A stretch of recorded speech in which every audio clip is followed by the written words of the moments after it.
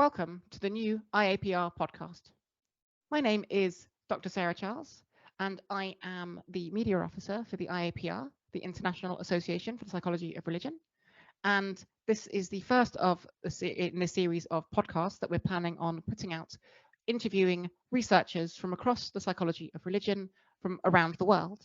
Today, I'm going to be interviewing Dr. Julia Gyimesi, who is a senior lecturer and the head of the Department of Personality and Clinical Psychology at Pázmány Péter Catholic University in Budapest in Hungary. And she's also the program director of the PhD program of Theoretical Psychoanalysis at the University of Pécs. So, welcome, Julia. It's nice to meet you. Thank you. Thank you so much for the invitation, Sarah. So today we're going to be talking about an article that you had published in the first issue of the Archive for the Psychology of Religion, which was released earlier this year, which was about the history of epilepsy and its association with religiosity. So thank you for joining us, Julia. First off, before we get started, let me ask you the question about your academic background, how you came into academia and what got you interested in psychology and potentially the psychology of religion. Originally, I was interested in theoretical and historical questions. Psychology of religion was something really important for me already from the very beginning. But I was also interested in psychodynamic, psychoanalytic frameworks. And therefore, I decided to apply for a PhD program in theoretical psychoanalysis, and basically that was the beginning. I studied there, and I later in 2019 I habilitated in psychology at the University of Pécs. Thank you so much, and it's lovely to hear that you came up through the University of Pécs and you're still associated with that university, and now heading that PhD program that you ended up coming through. So that's really lovely to hear. So what is it actually, out of curiosity, about epilepsy in particular that became an interest to you and its association with religiosity? Wow, that's a long story, because originally I'm still very much interested in the theory of Leopold Sondy. I think he's not very well known. He developed a rather unique theory called fate analysis in the early years of the 20th century. This is quite an old theory, but a very interesting one, of course, with several shortcomings and speculations. But I was really interested in this theory and also in the practice of Sondy. He even developed a personality test based on his theory on fate analysis. But I never really understood that why epilepsy played such a huge role in his thinking. And that was a problem for me. And I started to think this through and trying to find answer for the question that why epilepsy emerges or appears in this context as a psychological category.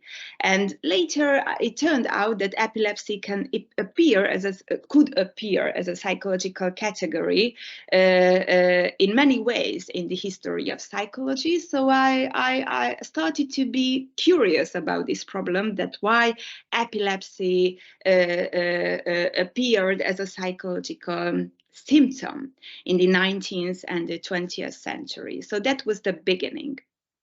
Brilliant. That's actually really interesting. It actually brings me on to my next question. Is in the article you mentioned kind of the role of psychoanalysis on helping develop and kind of bring to the forefront the emphasis between epilepsy and religiosity.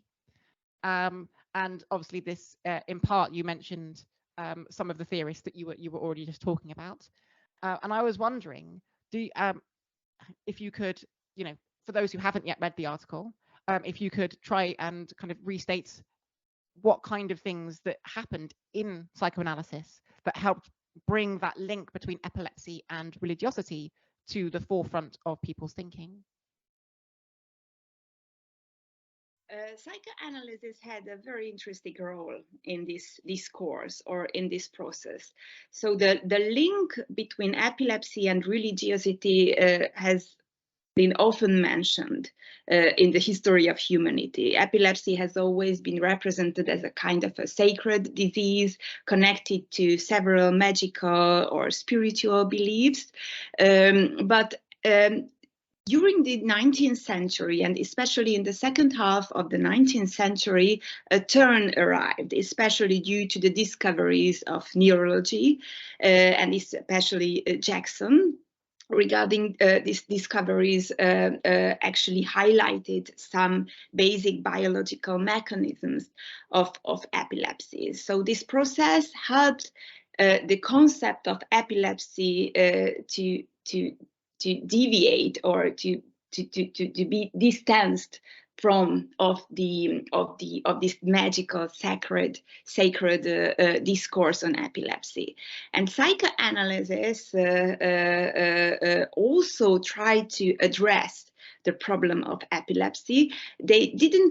Psychoanalysts didn't want to override the existing neurological interpretations of epilepsy, but they rather wanted to add a further angle of interpretation or a further layer of interpretation here.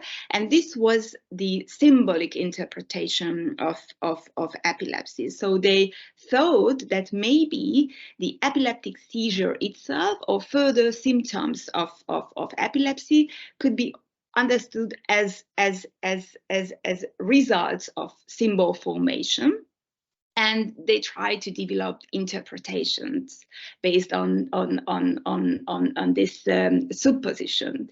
These interpretations, well, today we know that they are not very useful and not very significant, but interestingly, these interpretations were able to contribute somehow to the contemporary representation of the psychological correlates of epilepsy. So this is a very complex story with several sources and layers, which is based on the supposition that there is some kind of connection between epilepsy and religiosity. And during the 20th century, new theories and interpretations or ideas were added to this already existing supposition regarding this link.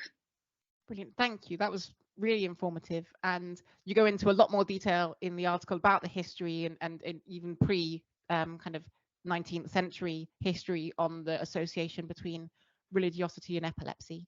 But that was a really well stated, I think, explanation of how psychoanalysis kind of brought it even further forward to people's minds and how it's affected the contemporary thoughts about the nature of the link between epilepsy and religiosity.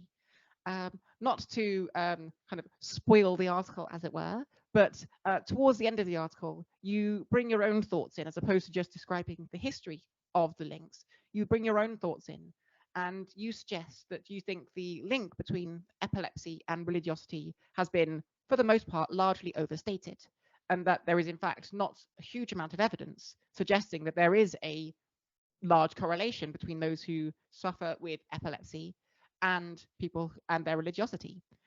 So I was just wondering what kind of research that you think should happen in future based on what you've suggested, because you mentioned a lot of it is very descriptive and the assumption is there that this link exists. But what research do you think should happen in future to try and test this link or any other kind of research? Yeah, that's a very good question. There are ongoing research on the relationship between epilepsy and religiosity or religious experiences, and there are some results which support this idea, and there are other results which contradict this position. So I would say that this is a kind of an ongoing debate here. But what I would like to or wanted to add to this debate is that the historical relationship between epilepsy and religiosity is actually this is not very elaborated. Those scholars who are often referred to as forerunners of this kind of interpretative framework, those scholars did not really address this question in detail. They remained at the level of observations or descriptions. Sometimes they even did not really emphasize the importance of religious experiences regarding epilepsy. So that's why I say that from a historical point of view, the significance of this relationship is a bit overstated, because it has never been so obvious and obviously proven, and detailed analysis was missing in the past. There were speculations, ideas, observations regarding the possibility of this relationship, but these were not really elaborated theories. So for the future, I'm not really sure. I think it's important to somehow to have articles and research results which use systematic measures or controlled matched controlled groups, and that way able to demonstrate the relationship or the lack of the relationship between epilepsy and religiosity or religious experiences. But on the other hand, I also think that it would be really useful to have much precise definitions. For example, when we are saying that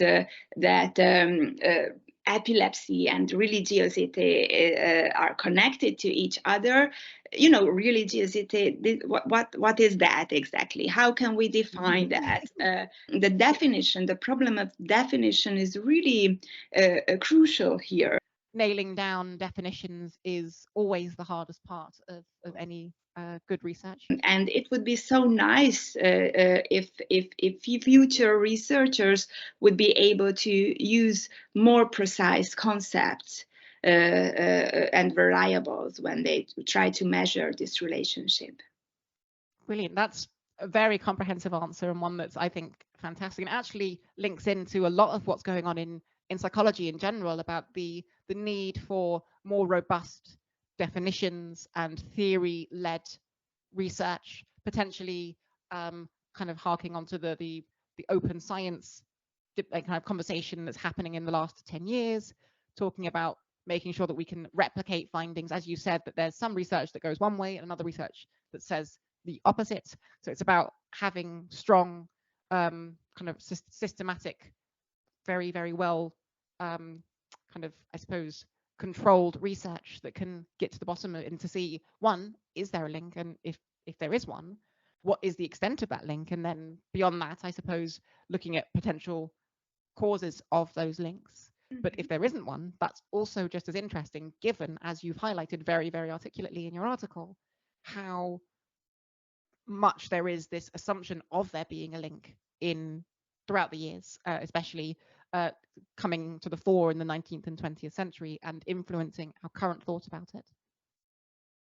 And what I wanted to say is that this assumption itself was perfectly enough to somehow distort future research or the research questions in this field. And that's why I find historical research really important here, because it can show us that basically this link has never been so strong and so clearly established as modern scholars often think. This is only going to be a fairly short interview, so I don't want to take too much of your time. But I do want to ask, what's next for you and your research? Because as you said, you're very interested in the historical side of psychology. Are you planning on focusing on other parts of the history of psychology and psychoanalysis, or are you planning on having more similar focus on psychology of religion, but maybe a different topic? Well, both. I'm still very much interested in the history of epilepsy, and I do think that there are many things to be revealed here. So many things, because there are some wonderful books and works on the history of epilepsy, but epilepsy as a social construct or something which is socially embedded is not really highlighted or addressed in these works.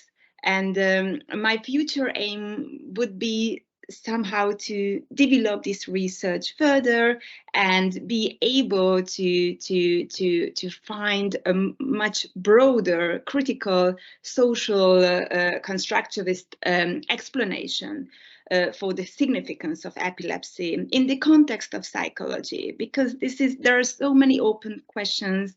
This is so interesting. It also tells a lot about the significance of brain imaging techniques in the history of psychology. So it's very likely that before the discovery of EEG, epilepsy as a category refer to slightly different symptoms or elements. And since EEG, the definition or the interpretation of epilepsy itself, which is a huge category with several variations, but it obviously it has changed. So I think this is an important element here, taking into account the history of psychology, that through brain imaging techniques, our categories basically changed. And very often they changed significantly, because before the discovery of these techniques, in the case of epilepsy, the scholars, the most important methodology here was clinical observation and nearly nothing else. And since then, so many things has changed. Therefore, it's very likely that this change significantly influenced our concepts, variables, maybe not only in the field of epilepsy, but maybe in other fields too. Yeah, no, I completely agree with that statement, that the advent of modern technological advancements, ways of imaging the brain, has potentially influenced all of psychology in how it approaches most of its constructs. So yeah, I think that's a very salient point, and one in which I think we will close on for this first edition of the IAPR podcast. I would like to again thank you so much for your time. And if you would like to say anything, if you've got any upcoming articles in the works or anything like that, feel free to talk about those, and where people might be able to reach you if they have more questions, should you want them to ask. Wow, wow, that's a very good question. In general, I think as a scholar who is interested in the psychology of religion, I often see that there are some definitional or epistemological issues which somehow haunt this field of psychology. And I do think that this historical point of view, connected to a kind of a theoretical, critical point of view, can help us to find better answers to our research questions. So in the future, I plan to continue this research on epilepsy, most likely, and I would be happy to contribute to this ongoing debate regarding the psychological correlates of epilepsy, and also contribute to some ongoing debates in the field of the psychology of religion. I didn't mention, but I also have another field which is strongly related to the psychology of religion. This is the research of esotericism from the angle of the psychology of religion, and how esoteric experiences and practices can be integrated in this framework. So that's another field that I'm interested in, and maybe in the future I am able to write something more systematic, because at this point what I have, most of my articles are historical articles. Okay, Yeah. well, I look forward to reading whatever it is that you go on to do, because you know, as I said, I thoroughly enjoyed the one that I read earlier this year. Well, if anyone listening would like to get in touch with Julia, as you've just heard, she's very open to contributing. So thank you again so much for your time, Julia, Thank you and for the thank you. invitation. And thank you everyone for listening to the podcast. Hopefully we will be back again soon with another interview from another researcher who was published in the Psychology of Religion. Thank you very much. Thank you.